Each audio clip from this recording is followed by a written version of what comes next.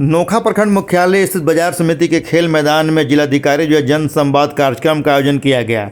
इस जन संवाद कार्यक्रम के माध्यम से लोगों को बताया गया कि किस तरीके से सरकार की योजनाओं को लाभ लोगों तक पहुंचाया जा सकता है, जिसको लेकर के कार्यक्रम का उद्घाटन करते हुए जिलाधिकारी और साथ में जिला पुलिस कप्तान विनीत कुमार भी उपस्थित रहे और उन्होंने उद्घाटन किया।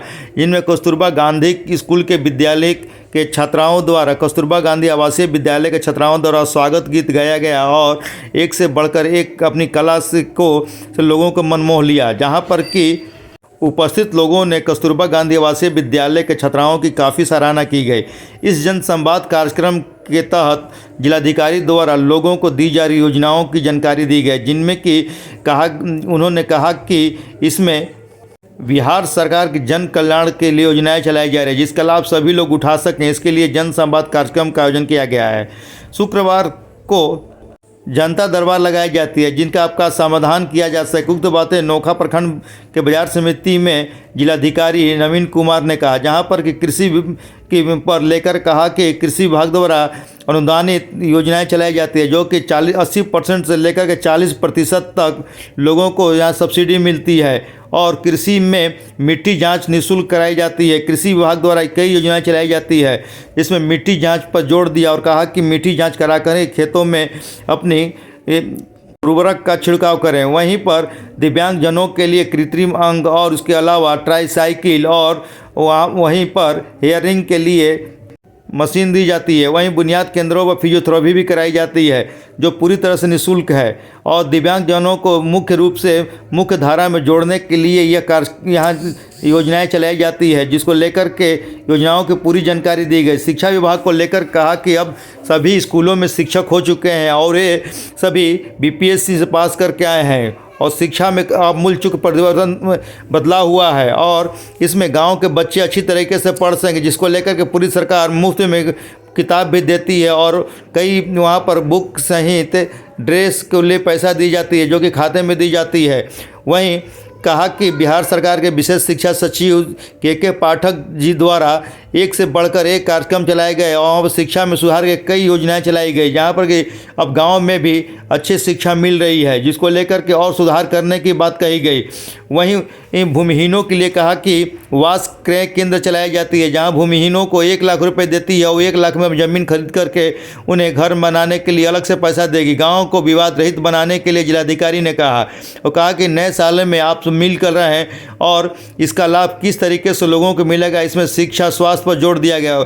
जिलाधिकारी ने शिक्षा के अलावा कहा कि अब कलम का समय आ चुका है और शिक्षित कीजिए, परिवार को शिक्षित कीजिए। शिक्षा के महत्व को लेकर के लोगों से कहा कि आप लोगों की समस्याएं नहीं है, शिक्षा में कोई परेशानी नहीं है, अगर कहीं परेशानी हो तो मुझसे कहें और इसको लेकर के विवाद का निपटारा करने के तरीके बताए गए, जिसमें इस मौके पर नोखा बाजार समिति को खेल मैदान घोषित करने के लिए खेल प्रेमियों द्वारा मांग की गई, जहां पर जिलाधिकारी ने कहा कि यह नहीं मिल पाएगी और सीओ से कहा कि ज़मीन खोजी और इन लोगों को स्टेडियम की व्यवस्था किया जाए।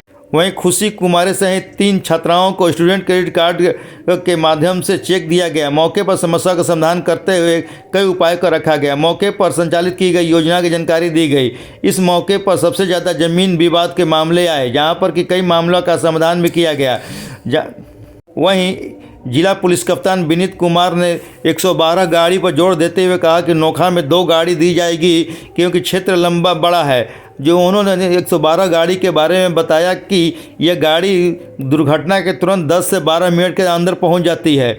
उन्होंने कहा कि थाने पर बहुत ज़्यादा दबाव है, कोई घटना होती है एक साथ 4 घटना हो गई, पुलिस कहाँ जाएगी कहाँ नहीं जाएगी, जिसको लेकर के एक व्यवस्थित तरीका बनाया गया। 112 नंबर गाड़ी दी गई जो दुर्घटना के लिए ही है, जो कि नोखा में 2 गाड़ी दी जाएगी, जिसको लेकर के मैं पहल कर रहा हूँ। इस मौके पर एडीएम चंद्रशेखर ने कहा कि सभी जो रैयती ज़मीन है उनको आधार कार्ड से लिंक कराया जा रहा है, उसको वो प्रखंड मुख्यालय पंचलाधिकारी के कार्यालय में जाकर के उसे जुड़वा लें। एसपी ने कहा कि हम और जिलाधिकारी द्वारा थाने को नए थाने बनाने के लिए प्रसाद किए हैं, जो कि नए ओपी खुले वो थाने बन जाएगा, जहां कि अपना हाजत होगा और वहीं पर केस होगा और सब कुछ वहीं पर होगा, जहां को लेकर के जिले में कई जगह थाने बनाए जा रहे हैं। सभी को जिलाधिकारी के माध्यम से थाने में कार्य बनाने के लिए प्रस्ताव भेजा गया है। वहीं सभी पंचायतों में पंचायत सरकार अगले 9 माह में बन जाएंगे। जिलाधिकारी ने इसकी जानकारी दी। एसपी ने पुलिस सुधार को लेकर के कई बातों को कहा और कहा कि सुप्रीम कोर्ट या महिला मुख्यमंत्री महिला उद्यमी योजना के अंतर्गत लोन लेके काम कर रही हैं या जीविका में जुड़ के स्वावलंबी हो रही हैं, जीविका दीदी बनी हुई है या जीविका में जुड़ के वहां पे काम कर रही हैं और इससे आपके घर की आमदनी दुगनी हो जा रही है। अभी मैं एसपी साहब बात कर रहा था कि यदि घर में पुरुष और महिला दोनों काम करें, दोनों कमाएं, तो हमारी आर्थिक स्थिति बेहतर होती है। 1 और 1 प्लस 2 हो जाता है। तो उसी सोच के अंतर्गत माननीय मुख्यमंत्री जी ने इन योजनाओं को महिलाओं के लिए लाया, आरक्षण दिया, मुख्यमंत्री उद्यमी योजना लाया और जीविका का कंसेप्ट लाया कि ग्रामीण महिलाएं भी स्वावलंबी हैं। सभी आप जान रहे हैं कि सभी विद्यालयों में अब शिक्षकों की कमी को दूर कर दिया गया है। फर्स्ट फेज में 1,20,000 शिक्षकों की नियुक्ति की गई और सेकेंड फेज में 80,000 शिक्षकों की बहाली की जा रही है, जो जिनका नियुक्ति पत्र 13 जनवरी को वितरित किया जाएगा इसी माह में और उसके बाद ट्रेनिंग के बाद वो सभी लोग ज्वाइन कर लेंगे अपने अपने विद्यालय में। तो निश्चित रूप से जो बड़ी बात थी, गांवों में शिक्षा की जो स्थिति थी वो थोड़ी अच्छी नहीं थी, वो भी अब सुधार कर लिया गया बिहार सरकार के द्वारा और सभी विद्यालयों में शिक्षक अब चले जाएंगे और नए सत्र में बेहतर पढ़ाई विद्यालयों में होगा। अभी बच्चियों ने जो एक गाना गाया, काफी अच्छा गाना गाया, ये हार्ट टच गाना था, हृदय को छूने वाला गाना था कि अब समय बदल गया है, अब कलम की का महत्व है, कलम ही का महत्व है। अब वो तलवार, भाला, राइफल, बंदूक का महत्व नहीं है। अब कलम का युग आ गया है। कलम से ही आप महान बनते हैं, बड़े बनते हैं। जो पूर्व में भी अनेक कवियों ने इस बात को, बिहार के ही कवियों ने इस बात को रखा था, कवि ने कलम के महत्व का। तो निश्चित रूप से अपने बच्चों को स्कूल जरूर भेजें। आपको जान के आश्चर्य होगा कि बिहार सरकार हजारों करोड़ रुपया खर्च कर रही है शिक्षा में। आप समझ लें कि करीब करीब 6 से 7 लाख शिक्षक पूरे बिहार में कार्यरत हो जाएंगे। अभी जैसे मैं रोहतास जिले की बात करूं, जो भी जर्जर भवन यहाँ पे थे, जो भी विद्यालय भवनहीन थे, वो सभी स्वीकृत हो गए बनाने के लिए बिल्डिंग में। और इसके लिए मैं अपर मुख्य सचिव के पाठक सर का धन्यवाद देता हूं कि वो भी भ्रमण के दौरान उन्होंने, जब मैं उन्होंने एक लिस्ट दिया कि सर ये स्थिति है हमारे भवनों की, जर्जर भवन की और भवनहीन विद्यालयों की, तो उन्होंने एक स्लॉट में सभी भवनों विद्यालयों में भवन बनाने के लिए या जर्जर भवन के रिपेयरिंग के लिए एक स्लॉट में उन्होंने स्वीकृति दे दी। और अगले 6 महीने में हम लोग निश्चित रूप से सभी भवनों का रिनोवेशन करते हैं।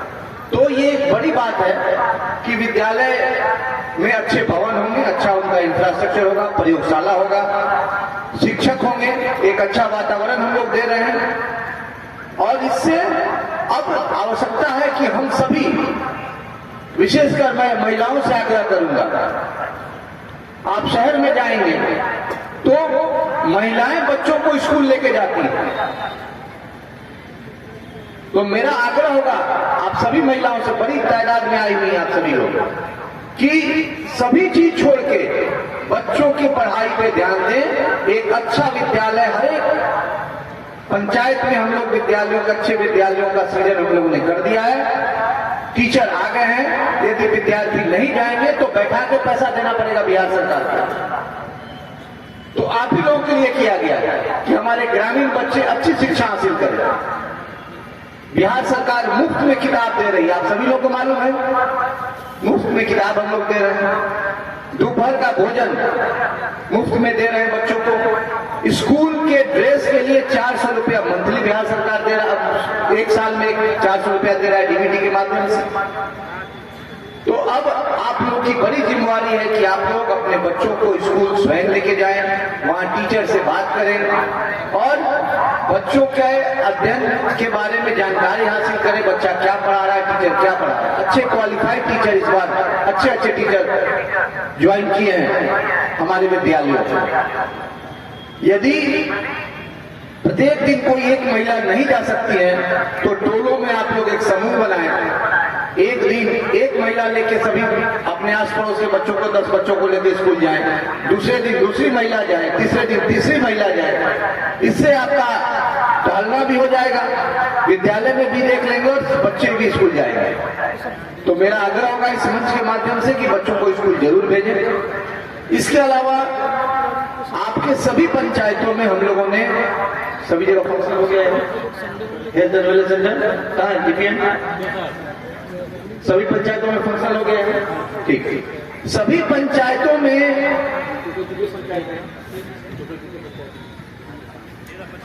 13 सभी पंचायतों में हेल्थ एंड वेलनेस सेंटर हम लोगों ने फंक्शनल कर दिया।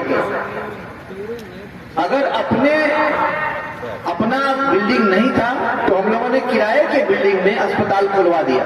अभी विगत 2 महीनों में ये स्वास्थ्य विभाग का अचीवमेंट है कि सभी पंचायतों में हम लोगों ने हेल्थ एंड वेलनेस सेंटर, जो हमारा अस्पताल है वो खुलवा दिया गया है और वहां 10 बजे से 4 बजे तक निश्चित रूप से या तो सीएचओ या नर्स, ए ग्रेड नर्स रहती है। वहां 153 तरह की दवाइयां वहां उपलब्ध है आप सभी लोग के लिए।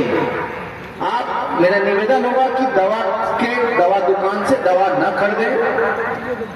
सारी दवाइयां वहां पे उपलब्ध कराई गई हैं। इसके अलावा 10 तरह की जांच भी वहां हो रही है।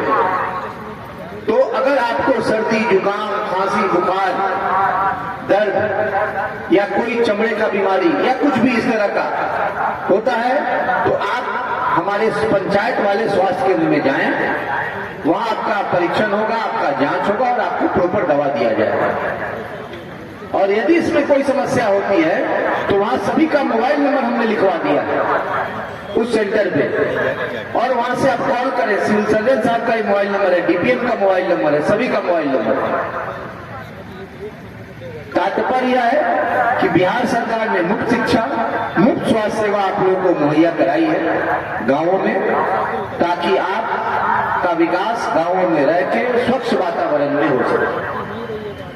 किसानों के लिए आप सभी लोगों को मालूम है कि अनेक तरह की योजनाएं बिहार सरकार ने लाई हैं। उन्नत बीज दिए जा रहे हैं, आपको खाद दिए जा रहे हैं सब्सिडी रेट पे।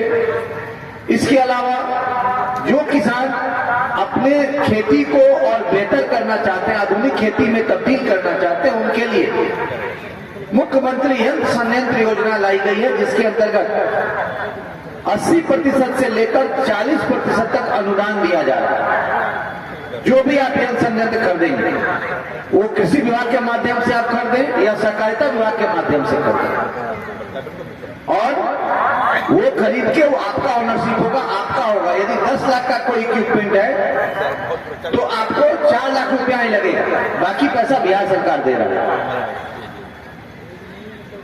इसके अलावा सभी खेतों के मिट्टी की जांच, आप जान रहे हैं कि अब साइंटिफिक ढंग से खेती करनी है और इसके लिए आवश्यक है कि आपका जो खेत है वो उसमें कौन सा फसल बेहतर ढंग से होगा, कौन सा फसल अच्छा उपज होगा, उसके लिए मिट्टी की जांच आवश्यक है। तो बिहार सरकार